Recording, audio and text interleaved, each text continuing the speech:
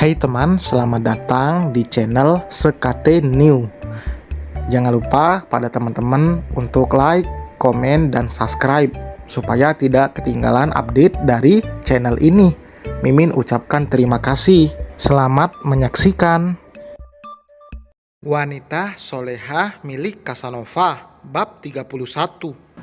Selesai dengan urusan pekerjaan membuat Rafael tidak sabar untuk kembali ke rumah. Ia ingin menyelesaikan apa yang tadi belum sempat dibahas, karena waktu yang tidak banyak. Jika seperti ini rasanya, Rafael ingin menyuruh istrinya itu untuk di rumah saja, menjaga anak-anak. Namun janji tetaplah janji. Ia tidak akan mungkin memaksa Safa untuk berhenti bekerja, karena memang dunianya Safa di sana. Mungkin Safa hanya akan cuti, itu pun saat ia hamil dan melahirkan. Rafael membawa kunci cadangan agar ia tidak mengganggu orang rumah saat pulang malam.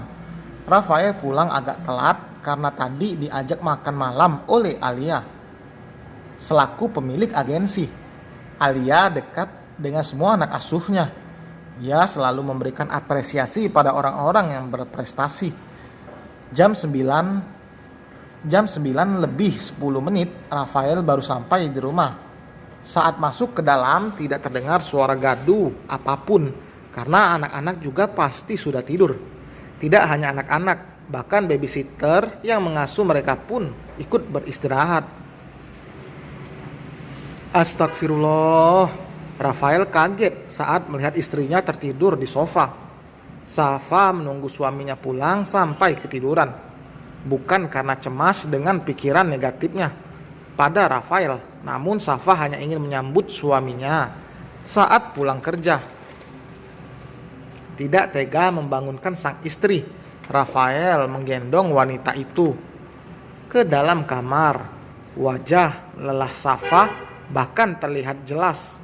Bagaimana tidak lelah jika pulang bekerja, ia harus tetap mengurus anak-anaknya. Kamu pasti capek sayang. Rafael menarik selimut untuk menutupi tubuh istrinya. Saking tidak ingin membangunkan sang istri, Rafael bahkan berjalan dengan langkah pelan ke kamar mandi. Tidak berlama-lama di dalam sana karena Rafael juga sudah butuh istirahat. Lagi pula laki-laki tidak pernah lama berada di kamar mandi. Kenapa nggak bangunin aku? Rafael berjengit kaget mendengar suara Safa yang kini duduk di tepi ranjang. Kamu ngagetin aja. Aku mandinya berisik ya sampai kamu bangun, tanya Rafael sambil melangkah mendekat. Jangan deket-deket, pakai baju dulu sana. Rafael terkekeh lalu langkahnya berbelok menuju lemari. Udah makan? Udah, kebetulan tadi diajak makan malam sama Bu Alia. Tapi tenang aja, Dito juga ikut kok, kamu jangan cemburu. Rafael menjawab sambil memakai bajunya. Dahi Safa berkerut. Siapa juga yang cemburu coba? Kamu? Aku gak cemburu. Beneran? Mau aku cemburu? Yakin? Aku kasih tahu dari sekarang ya. Kalau aku cemburu, siap-siap aja kamu tidur ditemani guling doang. Rafael langsung menghampiri sang istri dan menggenggam tangannya. Jangan dong sayang, suami kamu ini gak pernah nakal di luar, gak pernah macem-macem kok. Takut juga jika sampai Safa benar-benar cemburu. Bisa-bisa apa yang dikatakan Safa benar akan dilakukannya. Makanya kalau aku bilang gak cemburu ya enggak. Safa menyentuh kedua pipi Rafael. Dengarkan istrimu ini, aku kalau cemburu pasti aku bilang. Kalau aku bilang enggak, berarti aku emang enggak cemburu. Tapi tergantung situasi juga sih. Lanjutnya lalu melepaskan tangannya dari Rafael dan menaikkan kakinya ke atas ranjang. Situasi gimana? Nanti aja kamu lihat sendiri. Kalau semuanya aku kasih tahu, nanti kamu enggak ada usaha dong buat ngertiin aku. Apa yang dikatakan oleh Safa memang benar. Rafael juga harus ada usaha untuk mengerti bagaimana istrinya itu.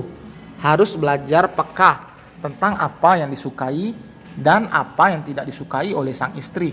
Bagi laki-laki, belajar untuk peka pada pasangan memang tidak mudah, dan tidak banyak laki-laki yang bisa melakukan itu. Hanya segelintir orang saja. Contohnya ayah mertua Rafael sendiri. Rafael harus belajar banyak dari ayah istrinya itu. Iya, aku akan berusaha buat ngertiin kamu tanpa harus kamu kasih tahu. Tapi jatuhnya aku kayak paranormal dong kalau nebak-nebak. Beda jalur kali. Kamu tuh gimana sih? Rafael menggaruk tengkuknya yang tidak gatal. Udah ah, lanjut besok aja ngobrolnya. Aku capek. Kamu juga pasti capek kan? Oh iya, besok aku jadi ya ketemu sama Om Sam. Maaf ya, aku nggak bisa antar kamu. Aku ngerti, kamu kan kerja. Atau nanti aku cariin supir cewek aja gimana? Tawar Rafael. Nggak usah, aku masih bisa sendiri. Aku di sana nggak lama. Jakarta, Bogor nggak jauh, cuman macet aja. Lagi pula cuman sehari doang. Nggak sampai seharian juga sih. Sore aku udah ada di rumah kok. Kalau urusannya cepet, keburu juga makan siang di rumah. Kamu pulang jam berapa? Rafael terlihat berpikir mengingat jadwalnya besok. Besok cuma ada syuting iklan doang kok, nggak bakalan lama. Dit, mana? Coba lihat jadwal gue. Dito memberikan tablet itu pada Rafael. Sekali lagi, lu ada jadwal besok. Terus 2 hari lu kosong karena jadwal diundur. Cuman barusan ada yang undang lu buat datang ke acara dia. Sebelah alis Gio terangkat. Acara apaan? Podcast punya Bang Erwin. Pembahasannya seputar perjuangan lu dari bawah sampai sekarang. Katanya banyak banget yang request pengen lu jadi bintang tamu. Emangnya kapan? Karena 2 hari lu kosong antara hari itu aja. Kalau mau langsung gue konfirmasi sekarang. Berarti di rumah gue kan? Yup.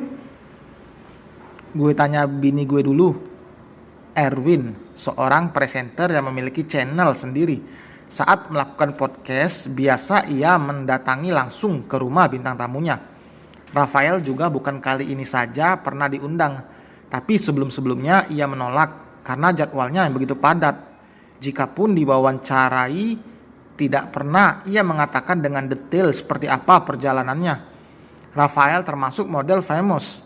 Selain mendapat tawaran iklan, ia juga sering mendapatkan tawaran untuk menjadi aktor pendukung, tapi dengan cepat ditolak olehnya.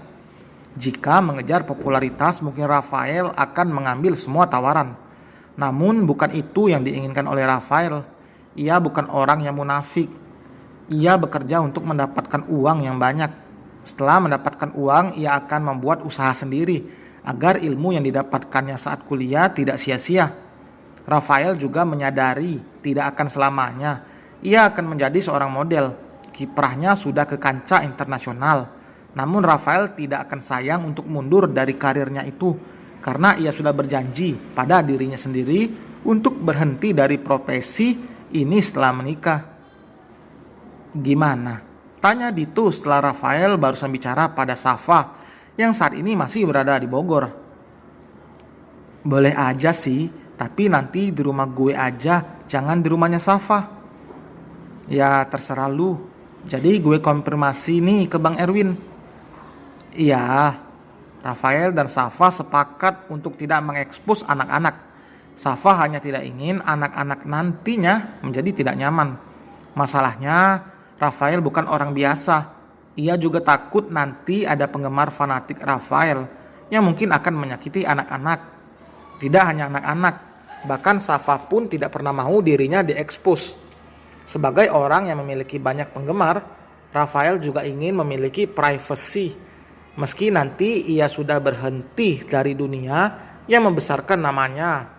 Namun, tidak juga bisa dipungkiri. Pasti ada saja orang yang mencari tahu kehidupan pribadi lelaki berusia 30 tahunan itu. Mobil yang dikemudikan Rafael terhenti agak jauh dari rumahnya. Tangan lelaki itu mencengkram kuat setir mobil. Rahangnya mengeras saat melihat sosok yang dibencinya itu berdiri di dekat pagar rumahnya dengan tersenyum pada Ale yang digendong oleh Bu Yuni.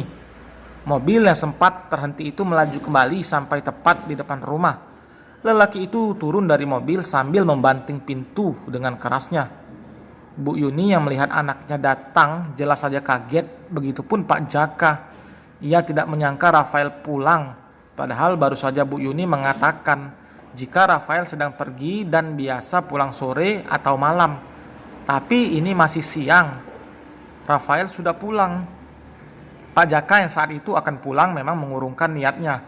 Ia menghandle semua pekerjaan dari jauh saking inginnya untuk segera bertemu muka dan bicara pada Rafael. Bekerja pun tidak akan tenang. Tidurnya saja tidak pernah nyenyak karena selalu dihantui rasa bersalah. Jika bukan dibantu obat tidur, Pak Jaka tidak akan pernah bisa tidur.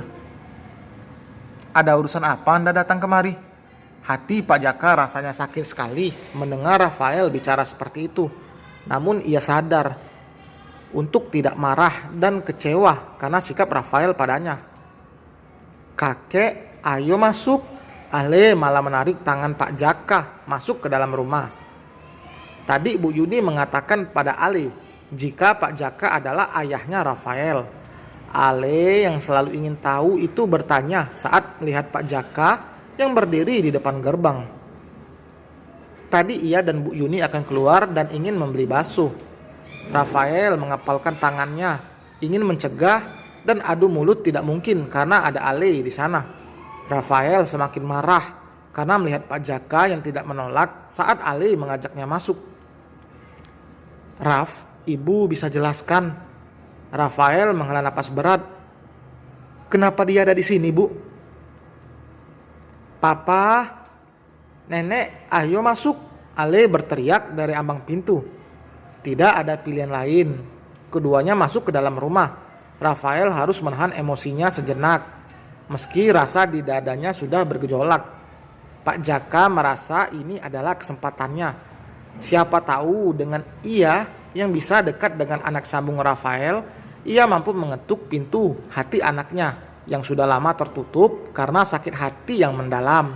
Dan selesai teman, terima kasih telah mendengarkan. Jangan lupa like, komen, dan subscribe. Kita berjumpa di bab berikutnya. Bye.